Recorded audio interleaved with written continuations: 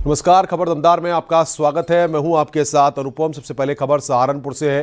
5 मजदूरों की कुरुक्षेत्र में मौत हो गई है। अंगीठी के धुएं से दम घुटकर 5 मजदूरों की मौत हो गई है। सभी काम के सिलसिले में कुरुक्षेत्र गए थे। जैसे ही इन मजदूरों की मौत की खबर उनके गांव शेखपुरा पहुंची, वहां परिजनों में कोहराम मच गया है।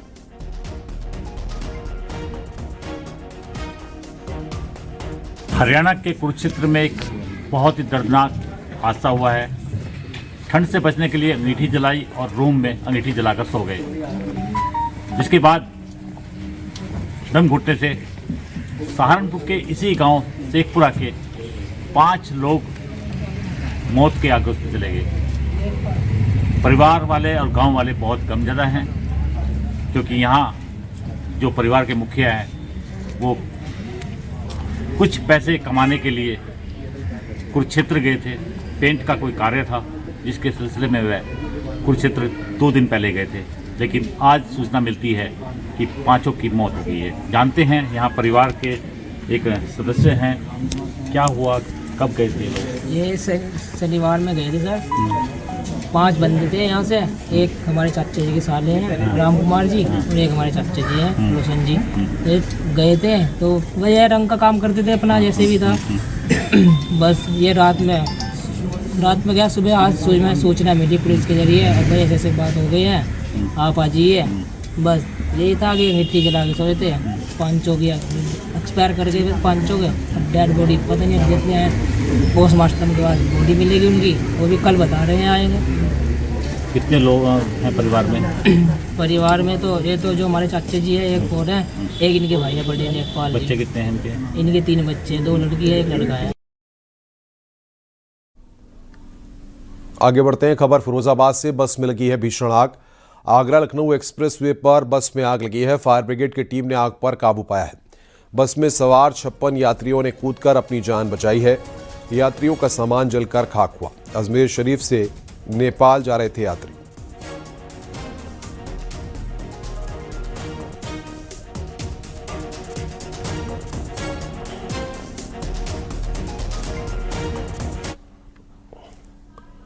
कफ सिरप केस में वाराणसी पुलिस की कार्रवाई। फरार शुभम जायसवाल पर इनाम की राशि बढ़ी।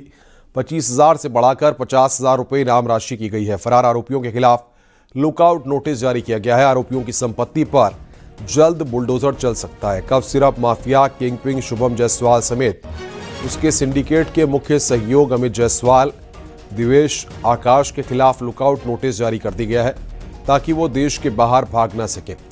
इसके साथ ही शुभम का इनाम राशि 25,000 से बढ़ाकर 50,000 कर दिया गया है।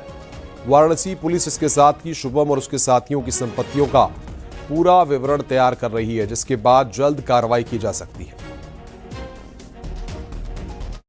देखिए, शुभम जायसवाल के लिए ऑलरेडी लुकआउट नोटिस जारी हो चुका है। पहले इसके ऊपर हमारे यहाँ से 25,000 रुपये का इनाम था, जिसको बढ़ा करके अब 50,000 रुपये का पुरस्कार कर दिया गया है। इसकी जितनी भी संपत्तियां हैं, इसकी और इसके साथियों की, इसके परिवार की, जो इसने अवैध रूप से अर्जित की हैं, उसका हम लोग आइडेंटिफिकेशन कर रहे हैं और अतिशीघ्र ये सारी संपत्तियां जो है जब्त की जाएंगी। इसके अलावा एसआईटी लगातार इस केस में अपना काम कर रही है। कफ सिरप मामले में मुख्यमंत्री योगी आदित्यनाथ के सदन में कड़े रुख के बाद वाराणसी पुलिस अब और भी सक्रिय हो गई है, जिसको लेकर के अब बकायदा शुभम जायसवाल और उसके सिंडिकेट के अन्य 3 मेंबरों के खिलाफ लुकआउट नोटिस जारी कर दी गई है। और वहीं शुभम जायसवाल की जो इनाम राशि है उसको बढ़ा दिया गया है। पहले शुभम जायसवाल के ऊपर 25,000 रुपए का इनाम घोषित किया गया था, और अब इस इनाम राशि को बढ़ा करके बकायदा 50,000 रुपया कर दिया गया। और इसके साथ ही शुभम जायसवाल और उसके जो अन्य जो 3 और गुर्गे हैं, उनके तमाम संपत्तियों का जो विवरण है वो वाराणसी पुलिस एकत्रित करेगी। और इसके बाद हो सकता है कि आने वाले समय में जल्द ही इस पूरे मामले पर जो मुख्य आरोपी है शुभम जायसवाल, उसके जो सिंडिकेट के जो मेंबर हैं, जो फरार है, उनके यहाँ बुलडोजर की कार्रवाई देखी जा सकती है। रवि पांडे, न्यूज़ 18, वाराणसी। आगरा यमुना एक्सप्रेसवे के अवैध कटों पर प्रशासन ने बुलडोजर चला दिया। यहां बनाई गई अवैध दुकानें ध्वस्त कर दी गईं। इस दौरान पुलिस ने 100 से अधिक चालान भी किए। सड़क किनारे बनी 12 से अधिक दुकानें ध्वस्त कर दी गई हैं। अचानक हुई कार्रवाई से दुकानदारों में अफरा तफरी मच गई। आज कुबेरपुर कट पर काफ़ी इंक्रोचमेंट था। कुछ दुकानें लोगों ने लगा रखी थी, बढ़ा के दुकानें लगा रखी थी। तो NHI की टीम, यमुना एक्सप्रेसवे के लोग, उनको मैंने बुलाया गया। NHI के GM आए हैं, यमुना एक्सप्रेसवे के लोग आए हैं, जिन्होंने अपना देख के बताया कि ये हमारा एक प्रिविलेज है और इन लोगों ने अनऑथराइज लगाया। सबको हटवा दिया गया। कुछ लोगों ने खुद ही हटा लिया, जो नहीं हटाया JCB लगा के उनको हटवाया गया। और वहाँ पर देखिए पक्के रोड भी बनाए जा रहे हैं, जहाँ पर इस तरह के इंक्रोचमेंट थे उनको पक्का क्लियर किया जा रहा है। चालान नहीं किए गए या कुछ अवैध वाहन चल रहे थे? अवैध वाहन जो चल रहे हैं सबके चालान किए जा रहे हैं, सीज किए जा रहे हैं। उन्नाव रेप केस से जुड़ी बड़ी खबर है। कुलदीप सिंह सेंगर की सजा निलंबित की गई है। दिल्ली हाईकोर्ट ने सजा को निलंबित किया है। निचली अदालत ने दोषी ठहराया था। आजीवन कारावास की सजा सुनाई गई थी, तो कुलदीप सिंह सेंगर की सजा को सस्पेंड किया गया है।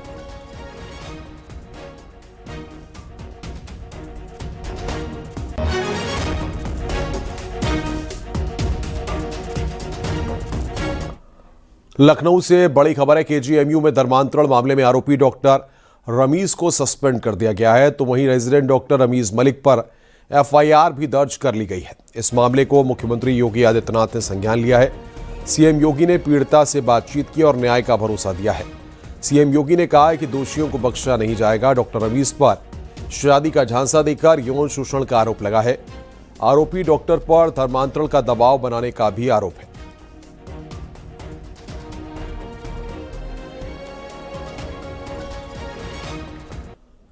गाजियाबाद में रोहिंग्या और बांग्लादेशियों की तलाश में पुलिस और CRPF ने ऑपरेशन टॉर्च अभियान तेज कर दिया है। आनंद विहार से सटे कौशाम्बी के भुआपुर और बिहारी मार्केट में ऑपरेशन टॉर्च चलाया गया। लोगों के पहचान पत्र की जांच की जा रही है।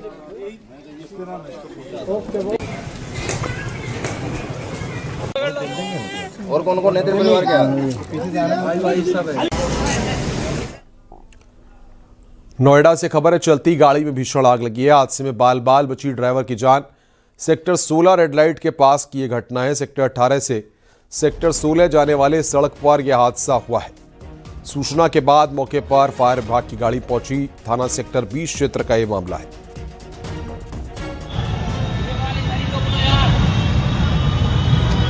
ये एक्सक्लूसिव तस्वीर इस वक्त आप देख रहे हैं।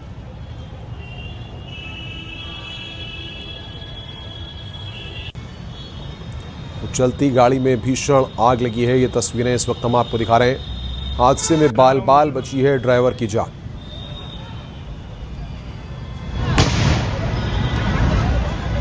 नोएडा की तस्वीर।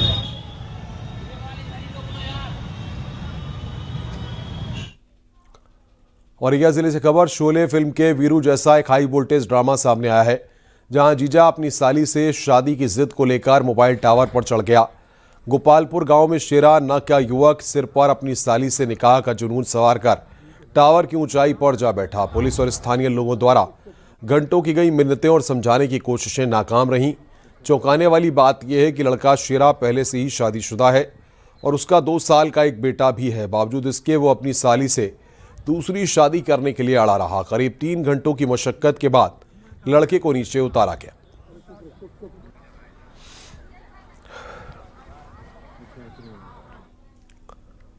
हाथरस पुलिस ने 8 साल की मासूम बच्ची की जिंदगी को बचा लिया। 2 मकानों के बीच 9 इंच के गैप में फंसी बच्ची को सुरक्षित बाहर निकाल लिया गया। मकान की दीवार को तोड़कर बच्ची को टीम ने सुरक्षित बाहर निकाला।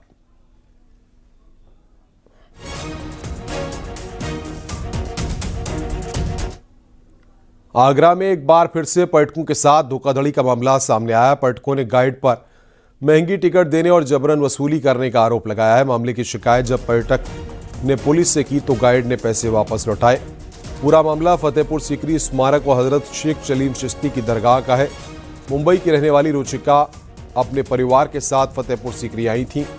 उन्होंने आरोप लगाया कि फतेहपुर सीकरी के गेट पर एक गाइड मिला। स्मारक में घुमाने के लिए 300 रुपये मांगे। इसके बाद 900 रुपये जबरन अपनी फीस ली। जब गाइड के साथ हजरत शेख सलीम चिश्ती की दरगाह पर पहुंची तो जबरन उनसे 5100 रुपये की चादर चढ़वाई गई। का फीस होगा या क्या चार्जेस रहेगा मैंने खुद ने वहाँ पे देखा कि 50 रुपीज़ पर पर्सन चार्ज है और बच्चों लोग का नहीं है, तो तभी भी मैंने बोला कि चलो ठीक है।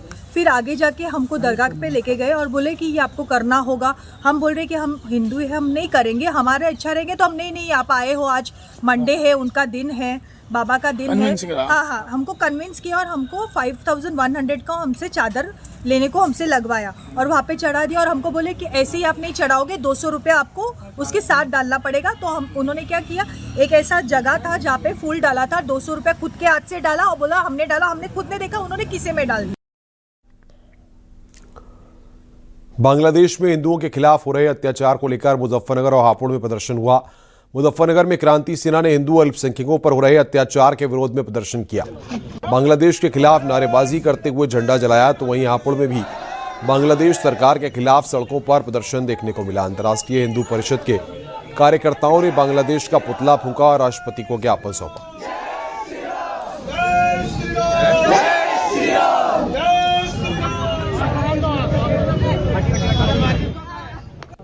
शामली में पुलिस और बदमाशों के बीच मुठभेड़ हुई। पुलिस की गाड़ी को टक्कर मारकर भाग रहे थे बदमाश। एक बदमाश गोली लगने से घायल हो गया और 4 साथी मौके से भागने में कामयाब रहे। गिरफ्तार बदमाश वाइस किंग गैंग का मुखिया है। पुलिस ने गिरफ्तार बदमाशों के पास से तमंचा और कारतूस बरामद किया है। फिलहाल फरार बदमाशों की तलाश में पुलिस जुटी हुई है।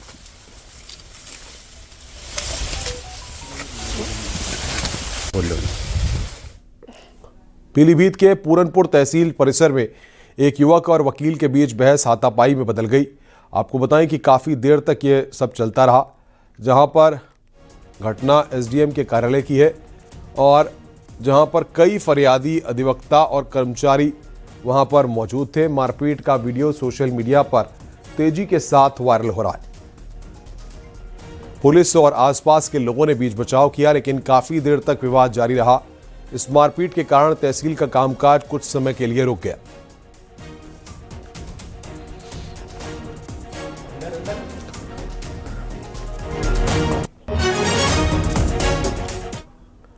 शामली के सीएचसी हॉस्पिटल बनत में बड़ी चोरी का पुलिस ने खुलासा किया। कर चोरी के मेडिकल सामान को बरामद किया है। शिकायत फार्मासिस्ट आदेश कुमार ने 9 दिसंबर 2025 को थाना आदर्श मंडी में दर्ज कराई थी। 8 दिसंबर की रात चोरों ने लगभग 24 तरह के कीमती उपकरण चुरा लिए थे। पुलिस ने मुखबिर की जानकारी पर 23 दिसंबर को सहारनपुर अंडरपास मार्ग पर आरोपियों की कार रोकी। गिरफ्तार आरोपी आसिफ ने अपनी गर्लफ्रेंड के शौक को पूरा करने के लिए चोरी की वारदात को अंजाम दिया था। 2025 को प्राथमिक स्वास्थ्य केंद्र बनत में एक चोरी हुई थी, जिसमें nebuliser machine, LED TV, accessories आदि 24 माल जो है वो चोरी किए गए थे। उसमें सीएससी प्रभारी द्वारा ये हमारे मुकदमा थाना आदर्श मंडी में पंजीकृत कराया गया था। इसी क्रम में 2 अपराधी जिनके नाम आसिफ पुत्र सराफत अली और सचिन पुत्र कष्टपाल हैं, ये गिरफ्तार किए गए हैं। इनके कब्जे से एक कार भी मिली है, जिस कार से इन्होंने चोरी की घटना कारित की गई थी, एवं इसमें जितना समस्त सामान है 100% इसमें रिकवरी की गई है।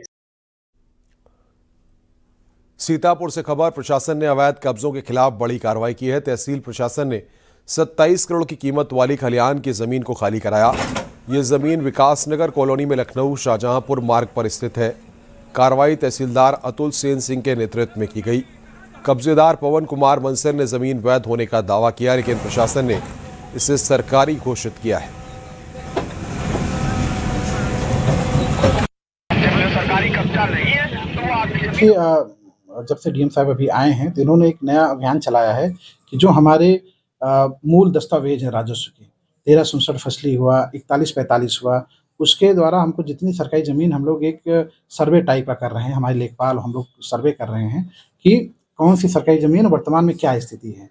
तो जब उसका सर्वे किया गया, उसमें पाया गया कि एक खलिहान की ज़मीन है जिस पर लगभग 50 साल से किसी ने बाउंड्री बना के कब्जा किया हुआ था। तो उसी क्रम में इस पर जो है आज कार्रवाई करने का कार्य किया गया। आगे बढ़ते हैं, खबर बरेली से है, जहां पर बरेली में आपको बताएं कि बुलडोजर की कार्रवाई पर फिलहाल रोक लग गई है। बरेली में बुलडोजर एक्शन रोका गया है। अंधेरा होने के चलते रोकी गई है कार्रवाई। अब तक 50% हिस्सा जमींदोज वाजिद बेग के बारात घर पर एक्शन हो रहा था। पुलिस ने वाजिद बेग के बारात घर पर, आपको बता दें कि जो एक्शन हो रहा था उसको फिलहाल रोक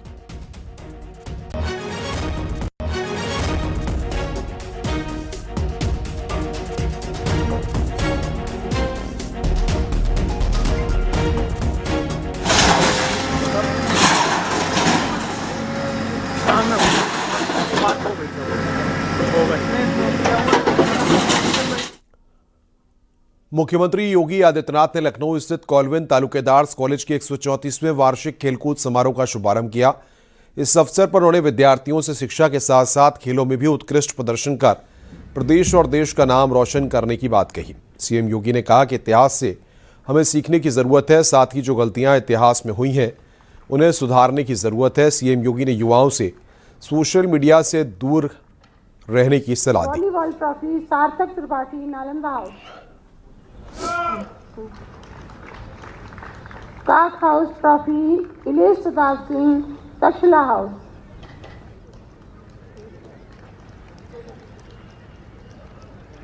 होगा।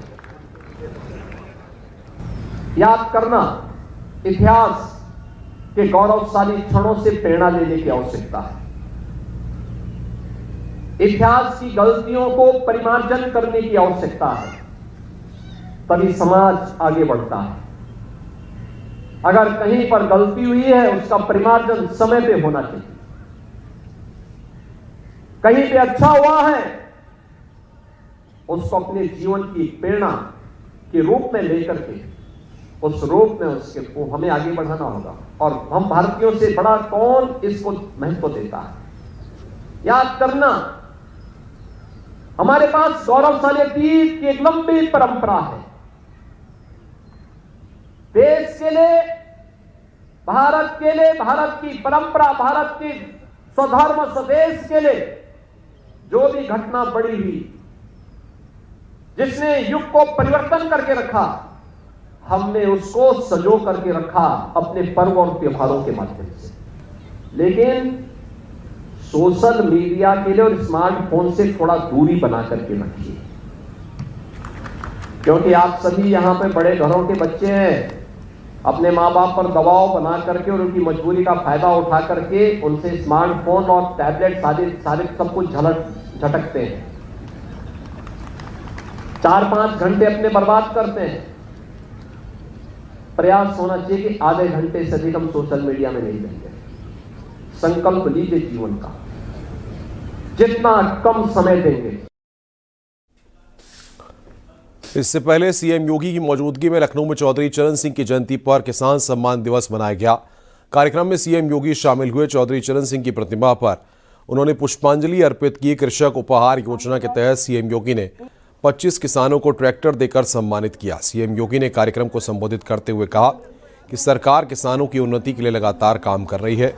डबल इंजन की सरकार में पिछले 8 साल में उत्तर प्रदेश की कृषि विकास दर 18% हो चुकी है। आदरणीय प्रधानमंत्री जी ने पूर्व प्रधानमंत्री, उत्तर प्रदेश के पूर्व मुख्यमंत्री, किसानों के मसीहा चौधरी चरण सिंह जी को किसानों के प्रति और देश के प्रति उनकी सेवाओं के लिए भारत रत्न की से सम्मानित करके देश के किसानों के मान को, उनकी गरिमा और उनके गौरव को बढ़ाने का काम किया। यूपी में मदरसा एक्ट को रद्द कर दिया गया है। मदरसों में अगर कोई खामी होती है या प्रबंधन में कमियां होंगी तो सख्त कानूनी कार्रवाई की जाएगी। इस मामले में डिप्टी सीएम ब्रजेश पाठक और कैबिनेट मंत्री ओम प्रकाश राजभर ने क्या कहा, सुनिए जरा। समाजवादी पार्टी की सरकार में तुष्टीकरण की पॉलिटिक्स के तहत, अपीजमेंट के तहत कुछ लोगों को ओब्लाइज करने के लिए ऐसा कृत्य किया गया था। और हमारी सरकार की नज़र में सब लोग बराबर हैं, सबको समान अवसर मिले, सबको समान शिक्षा मिले, सबको जीवन में जीने लायक सभी हर पहलू में बेहतर से बेहतर व्यवस्थाएं मिले। हमारी सरकार कल के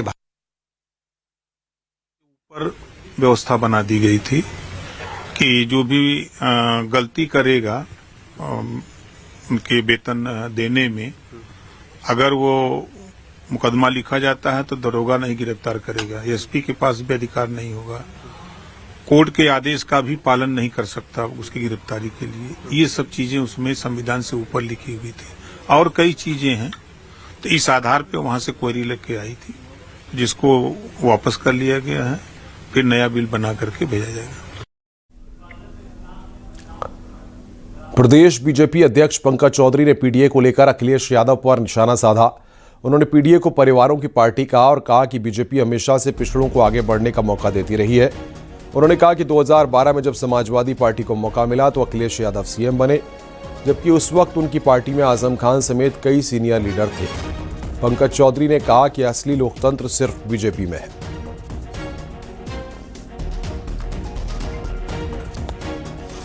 पीडीए का पहले तो मतलब हालांकि उस समय समय पे सपा वाले बदलते रहते हैं, लेकिन मेरे समझ से पीडीए जो है ना पारिवारिक दल अलायंस है। एनडी सरकार, एनडी में जो अलायंस है अगर आप देखें जितने दल भी उसमें सम्मिलित हैं वो सभी पारिवारिक दल हैं। उत्तर प्रदेश में आप ले लें, समाजवादी पार्टी को ले लें, कांग्रेस को आप उठा लें, आप बिहार में उठा लें, आप बंगाल में उठा लें, तो सभी पारिवारिक दल के लोगों का ये अलायंस है। कांग्रेस महासचिव और उत्तर प्रदेश प्रभारी अविनाश पांडे ने बड़ा बयान दिया है। उनका कहना है कि कांग्रेस यूपी की सभी 403 विधानसभा सीट पर चुनाव की तैयारी कर रही है। यूपी में साल 2027 की शुरुआत में विधानसभा चुनाव होने की संभावना है।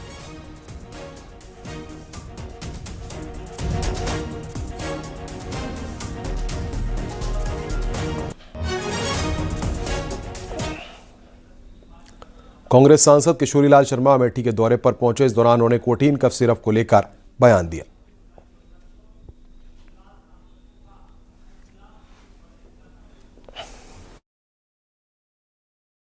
कोडिंग सिरप को लेके मेरा ये कहना है कि इसके अंदर जो भी जिसकी भी गलती हो, जो इसके अंदर इन्वॉल्व है, उसको राज्य सरकार पार्टी ना देखे, ये देखे कि जो मानव की जिंदगी से खेल रहे हैं ऐसे लोग, उनको कड़ी से कड़ी सजा उनको देना चाहिए।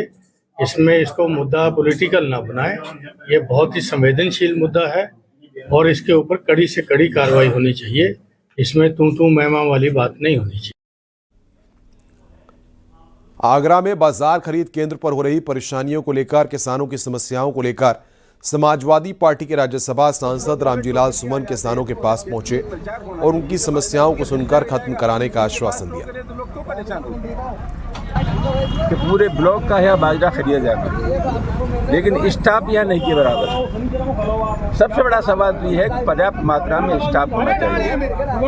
दूसरा सवाल ये है कि सरकार ने विभिन्न जिनसों के लिए न्यूनतम समर्थन मूल्य घोषित किया है, एमएसपी घोषित किया है, लेकिन किसान को एमएसपी का फायदा नहीं मिल पाता। मेरी निश्चित जानकारी है कि यहाँ भी बिचौलिया भी है।